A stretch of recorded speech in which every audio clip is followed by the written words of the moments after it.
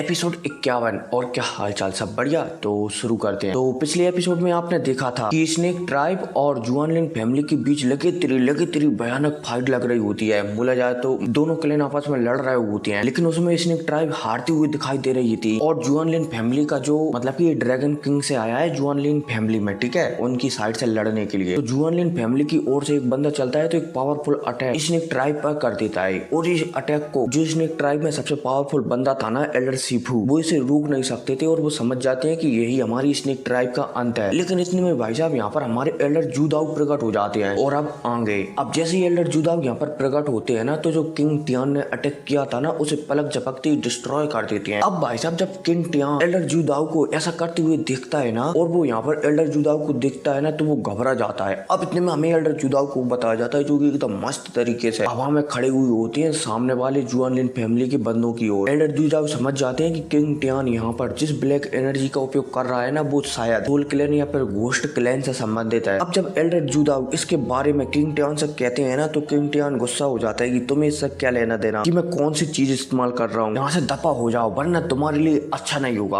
अब भाई साहब जब एल्डर जूदाओ यहाँ पर किंग टियान की बात सुनते हैं ना, तो उसके चेहरे पर मुस्कुराहट आ जाती है। एल्डर जूदाओ चलते हैं तो अपनी शक्तियों को रिलीज करते हैं। अब भाई साहब जैसे ही एल्डर जूदाओ अजीब सी सिल्वर कलर की शक्तियों को रिलीज करते हैं ना, तो जो किंग टियान की शक्तियां थी ना ब्लैक वाली, वो दबने लगती हैं। यहाँ पर किंग टियान समझ जाता है कि शायद एल्डर जूदाओ घोस्ट क्लैन की शक्तियों को दबाना जानते हैं कि कैसे दबाई जाती है उन्हें। अब यहाँ पर किंग टियान का एक साथी था, साथ नहीं 8-10 संगाती थे, वो चलते हैं तो किंग टियान को समझाने लगते हैं कि हम एल्डर जूदाओ से नहीं जीत सकते, इसलिए अब हमें पीछे हट जाना चाहिए। और वैसे भी हमारे यहाँ पर जो मिशन था ना, वो पूरा हो चुका है। हमने किंग जुआनलिन और 2-3 बंदों को इस महल के अंदर भेज दिया है। अगर उनकी किस्मत अच्छी होगी तो वो उस चीज को हासिल कर लेंगे जिस चीज को वो यहाँ पर लेने के लिए आए थे। अब भाई साहब किंग टियान यहाँ पर इस बंदे की बात सुनता है ना, तो वो हमें सिर लाता है और यहाँ से 9-11 हो जाता है। हालांकि 9-11 होने से पहले किंग टियान का जो ब्लैक वाला स्नेक था ना, उसे एल्डर जूदाओ अपने एक ही अटैक से डिस्ट्रॉय कर देते हैं, जिस वजह से किंग टियान को मजबूरन यहाँ से जाना पड़ता है, बोला जाए तो भागना पड़ता है। अब जैसे यहाँ से किंग टियान भागता है ना, तो यहाँ पर एल्डर सीफू और एल्डर जूदाओ को बताया जाता है, जो कि आपस में एक दूसरे से बात करने लगी है। एल्डर सीफू चलते हैं तो एल्डर जूदाओ से पूछने लगते हैं कि तुम यहाँ पर किस लिए आए हो। एल्डर जूदाओ चलते हैं तो बताने लगते हैं कि मैं तो बस यहाँ पर घूमने के लिए आया था, और जब मैंने तुम्हारे क्लैन पर जुआनलिन फैमिली का हमला देखा ना, तो मैं तुरंत यहाँ पर आ गया। अब भाई साहब इतने में सीन सब होता है और पर हमारे जान को बताया जाता है, जो कि यहाँ पर लड़ाई बंद होने के बाद कहने लगता है कि अब शायद हमें भी यहाँ से निकलना चाहिए और इस रेगिस्तान में और भी गहरे हिस्सों में जाना चाहिए, क्योंकि मुझे वहाँ से कुछ अजीब सी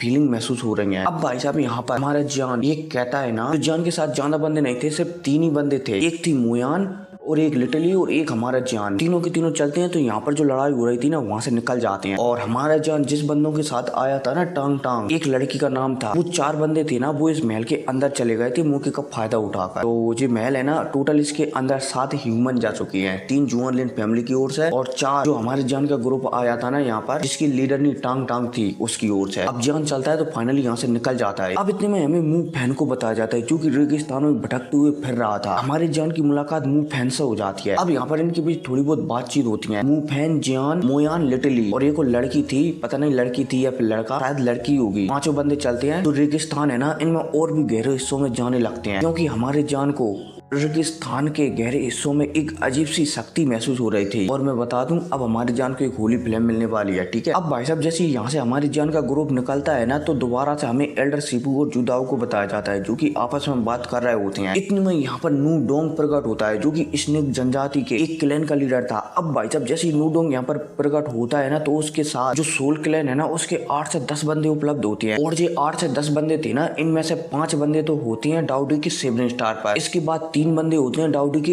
8 स्टार पर, और इनमें से सोल क्लैन का एक और बंदा होता है, जिसके शरीर के अंदर से भयानक शक्तियां निकल रही थी। और तो और जो एक हुड्डी पहरा हुआ था, बोला जाए तो अपने सिर को ढका हुआ था, ताकि इसे कोई पहचान नहीं सके, और इसके अंदर से काले कलर की शक्तियां निकल रही होती है। अब भाई साहब जैसे नू डोंग अपने ग्रुप को लेकर यहाँ पर आता है ना, तो हमें एल्डर सीफू और एल्डर जूदाओ को बताया जाता है, जो कि अब नू डोंग को घूर घूर कर देखने लगे हैं। एल्डर जूदाओ चलते हैं तो एल्डर सीफू से कहने लगते हैं कि देखो, तुम्हारी स्नेक ट्राइब में तुमने एक जहरीले स्नेक को पाला है जो अब तुम्हें ही निगलना चाहता है। अब भाई साहब जब एल्डर शिपू एल्डर जूदाओ की बात सुनते हैं ना तो वो समझ जाते हैं कि एल्डर जूदाओ क्या कहना चाहते हैं। अब एल्डर शिपू चलते हैं तो नू डोंग जो गद्दार था ना स्नेक ट्राइब का, उससे कहने लगते हैं कि तुम क्या कर रहे हो, क्या तुम अपने ही परिवार को मिटा देना चाहते हो, वो भी सिर्फ परिवार की गद्दी छीनने के लिए। अब भाई साहब जब नू डोंग एल्डर शिपू की बात सुनता है ना तो वो मुस्कुराने लगता है। एल्डर शिपू चलते हैं तो नू डोंग को और भी समझाने लगते हैं कि वो ऐसी बात नहीं है, अगर वो 9 कलर की स्नेक वाली लड़की यहाँ पर नहीं आती ना तो भी तुम्हारी इतनी औकात नहीं कि तुम लीडर बन सको, वो भी स्नेक ट्राइब का, इसलिए तुम्हें फालतू की बातें छोड़ देनी चाहिए। अब भाई साहब जब यहाँ पर एल्डर शिपू कहते हैं ना तो नू डोंग चलता है तो यहाँ पर कहने लगता है कि फालतू की बकवास तो तुम कर रहे हो, तुम चाहते तो मुझे पहले ही स्नेक ट्राइब का लीडर बना सकते थे, लेकिन तुमने तो कुछ और ही चुना। खैर जो भी हो, अब तुम्हारी सारी गलतियां पूरी तरीके से खत्म कर दूंगा। अब भाई साहब यह कहते नू डोंग चलता है तो यहाँ पर सभी को धमकी देने लगता है कि जो भी स्नेक ट्राइब का मेंबर या फिर लीडर यहाँ पर है ना, वो अगर मेरी साइड आना चाहे तो वो आ सकता है, वरना आज तुम में से कोई भी जिंदा नहीं बचेगा। अब भाई साहब जब नू डोंग एक कहता है ना तो स्नेक ट्राइब का कोई भी मेंबर नू डोंग की साइड नहीं होता, जिस वजह से नू डोंग को थोड़े समय के लिए तो गुस्सा तो रहता है, लेकिन वो अपने गुस्से को शांत कर लेता है। अब इतने में नू डोंग चलता है तो उसके पास में जो हुड्डी वाला बंदा ठाड़ा हुआ था ना काले कलर का, उससे कहता है कि तुम सिर्फ एल्डर जूदाओ और एल्डर शिपू को संभाल लेना और बाकी को मुझ पर छोड़ देना।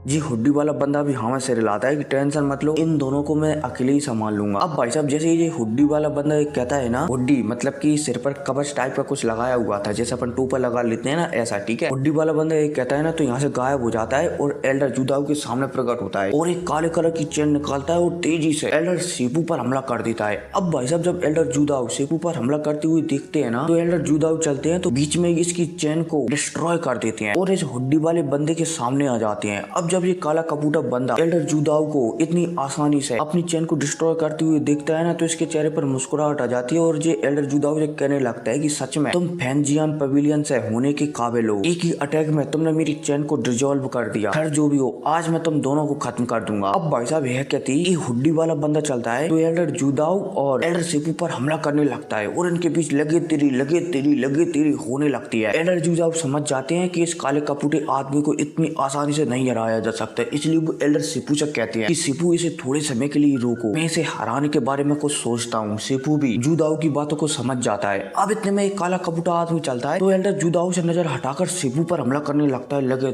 तेरी। शिपू चलते हैं तो वो भी इस हुड्डी वाले बंदे को रोकने लगते हैं, लेकिन शिपू जितना भी कोशिश करें वो इस काले कपूटे वाले आदमी को रोक नहीं पा रहे थे। हालांकि शिपू भी जानते हैं कि इससे पहले उन्होंने एक बहुत बड़ा बैटल लड़ा है और अगर वो बैटल न लड़ा होता तो शायद वो इस काले कपूटे आदमी को कुछ समय के लिए रोक सकते थे, लेकिन फिर भी एल्डर शिपू अपना पूरा कोशिश कर रहे होते हैं कि वो इस काले कपूटे आदमी को रोक सके। इतने में हमें एल्डर जूदाओ को बताया जाता है जो कि एक सिल्वर कलर का स्क्रॉल निकालते हैं और उसमें अपनी एनर्जी को भरने लगते हैं, बोले जाए तो आध्यात्मिक शक्तियों को भरने लगते हैं। अब भाई साहब जैसे ही एल्डर जूदाओ की शक्तियां इस स्क्रॉल में जाती है ना तो ये स्क्रॉल था ना ये चमकने लगता है और इस स्क्रॉल पर अजीब अजीब सी लाइनें आने लगती हैं। अब यहाँ पर एक फॉर्मेशन बनने लगता है। अब इतने में हमें एल्डर शिपू को बताया जाता है जो कि इस हुड्डी वाले बंदे से लड़ रहा था। इस हुड्डी वाले बंदे का भी ध्यान एल्डर शिपू से हटकर एल्डर जूदाओ पर जाता है। अब भाई साहब जब ये हुड्डी वाला बंदा एल्डर जूदाओ को एक फॉर्मेशन बनाते हुए देखता है ना तो ये समझ जाता है कि ये तो एक बैटल फॉर्मेशन है, ये बंदा एक बैटल फॉर्मेशन मास्टर है। सच में ऐसा लगता है कि आज मैं बहुत ज्यादा टैलेंटेड लोगों से मिल रहा हूँ।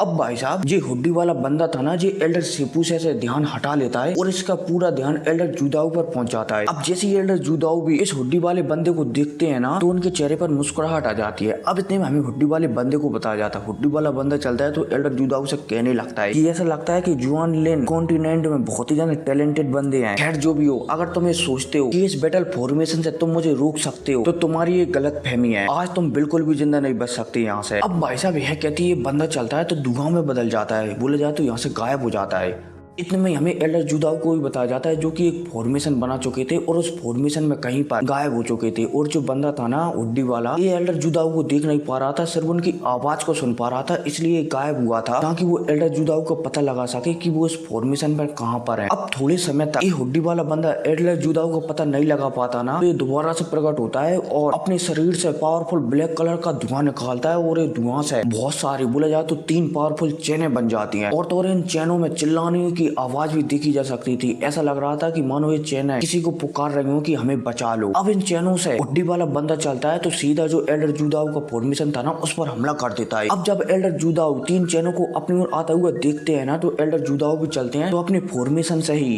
तीन पावरफुल लाइट के पिलर निकालते हैं जिसमें बिजलियों की चमक दिखी जा सकती थी। और तो और ये बिजलियों की चमक ऐसी थी मानो आसमान से अनगिनत बिजलियां टपक रही हो। एल्डर जुदाउ चलते हैं तो इन्हीं बिजलियों के अटैक से तीन पिलर्स है, बोला जाए तो बिजली वाले पिलर्स है, जो हुड्डी वाले बंदे ने जो अटैक किया था ना उसके ऊपर काउंटर अटैक कर देते हैं। अब भाई साहब जब दोनों अटैक आपस में टकराते हैं ना तो एक धमाका होता है बड़ा और चारों तरफ शक्तियों की लहरें फैल जाती हैं। और जो वोस्ट क्लैन बोला जाए तो हुड्डी वाले बंदे की तीन चेनें थी ना वो भी डिस्ट्रॉय हो जाती हैं। और यहाँ पर एल्डर जुदाउ की जो लाइट के तीन पिलर थे ना वो भी डिस्ट्रॉय हो जाती हैं। अब इतने में हमें इसी हुड्डी वाले बंदे को बताया जाता है जो कि समझ जाता है कि एल्डर जुदाउ को हराने के लिए उसे अपनी पूरी स्ट्रेंथ को इस्तेमाल करना ही पड़ेगा। लेकिन इतने में ये महसूस करता है कि मानो चारों तरफ का स्पेस बंद हो रहा हो। उसे ऐसा लगने लगता है कि मानो किसी वो अलग ही दुनिया में आ गया हो, बोला जाए तो एक नया डोमेन में आ गया हो। क्योंकि जो एल्डर जुदाउ है ना उन्होंने इस हुड्डी वाले बंदे को अपने डोमेन में कैद कर लिया था और वो डोमेन में जाकर फाइट कर रहे थे, बोला जाए तो एक अलग स्पेस में जाकर फाइट कर रहे थे। खैर कोई नहीं, इसी के साथ एपिसोड खत्म हो जाता है और अब बहुत ही कम दिन बचे हैं हमारे चैनल को मोनेटाइज होने में। पता नहीं होगा या फिर नहीं, लेकिन अगर नहीं हुआ ना तो वीडियो आगे से नहीं आएंगी क्योंकि यार 3 महीने होने को हो गए हैं। खैर कोई नहीं, अब बाद में पता चलेगा। मिलते हैं अगले वीडियो में। Take care.